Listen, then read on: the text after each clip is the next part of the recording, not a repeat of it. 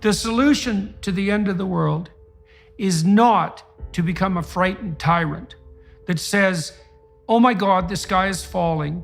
I need all the power now. I need to make these centralized decisions. These centralized decisions are going to affect every single element of your life and your children's life, assuming you get to have children at all.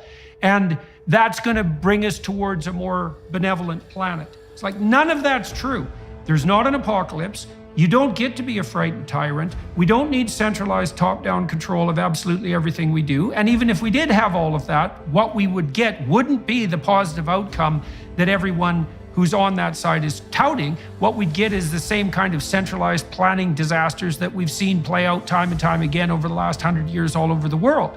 This is every single way you cut this is a bad set of solutions. Now, I want to steel man it a little bit. So, you know, the idea that there are too many people on the planet is actually predicated on, you might say data, which is one of the weird things about data, is that if you take a petri dish that's full of a nutritive medium and you put a mold on it, the mold will grow until it eats all the available nutrients and then it will all die. And so that's a kind of limits to growth model. But the world in that model is a encapsulated petri dish, and the biological agents are mindless single-celled organisms. So you might say, well, that's not a great metaphor for human beings, because first of all, human beings aren't mold or viruses or cancers. We're a very strange breed of creature because we can think and we can react and we can modify the environment and we can modify ourselves. And so it isn't obvious at all.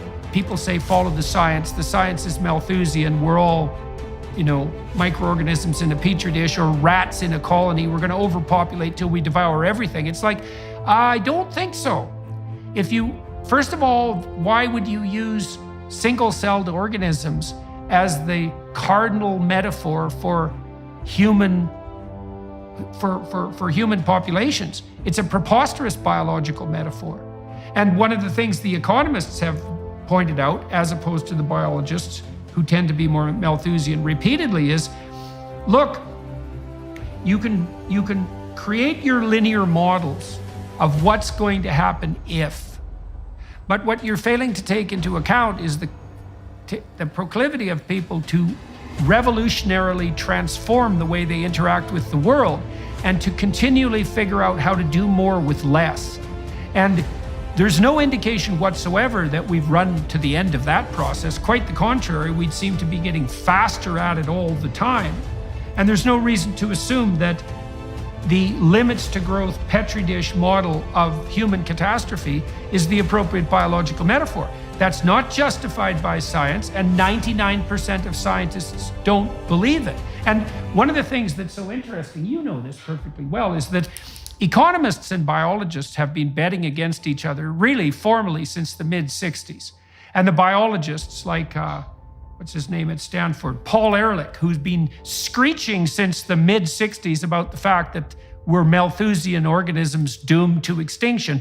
He's been wrong in every single one of his predictions, and publicly and massively, and I would say even murderously wrong in some fundamental sense. So he predicted that there would be way too many people on the planet by the year 2000. That was seriously wrong. He predicted that all of the prices of our commodities were going to spike through the roof as everything became more and more scarce, as there became more and more of us. That was 100% wrong. He had a famous bet with Julian Simon, and Simon collected, I think, just after the turn of the millennia, because Simon, the economist, claimed that, no, quite the contrary. As there are more people, there'll be more commodities, there'll be more resources, and the prices will fall. He even offered Ehrlich the opportunity to pick the basket of commodities they would bet on.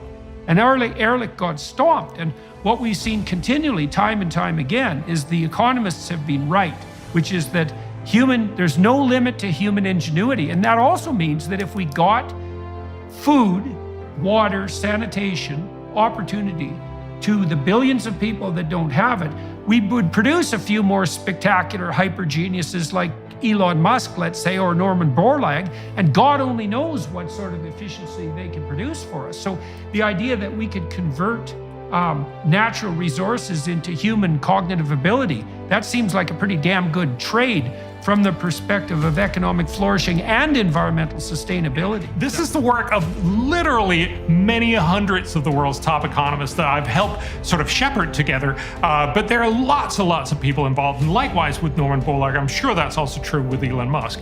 And so the fundamental point is, this is about getting everybody on board with this, and that's also why I'm so excited we have this conversation, because I think this is about telling you don't need to be Elon Musk to be on this positive side of history.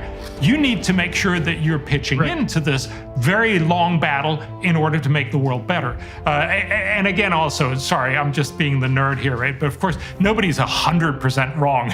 I get that this was a sort of metaphorical 100%, but it's more, the argument here is to recognize that a lot of biologists, and Julian Simon actually wrote about that, the guy you mentioned that did the bet with Paul Ehrlich, and he said it is very curious how most of the people who think the world is going to end are typically natural scientists. They're typically biologists or biologist inspired. And I think that is because the models that cover those, and it's not just mold, but it's also, fox,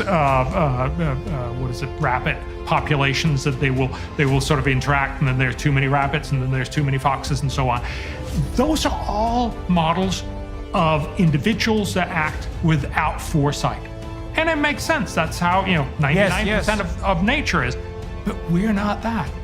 We actually not only know how to think ahead of ourselves, that's of course why we're having this conversation. That's why we're worried about things like climate change,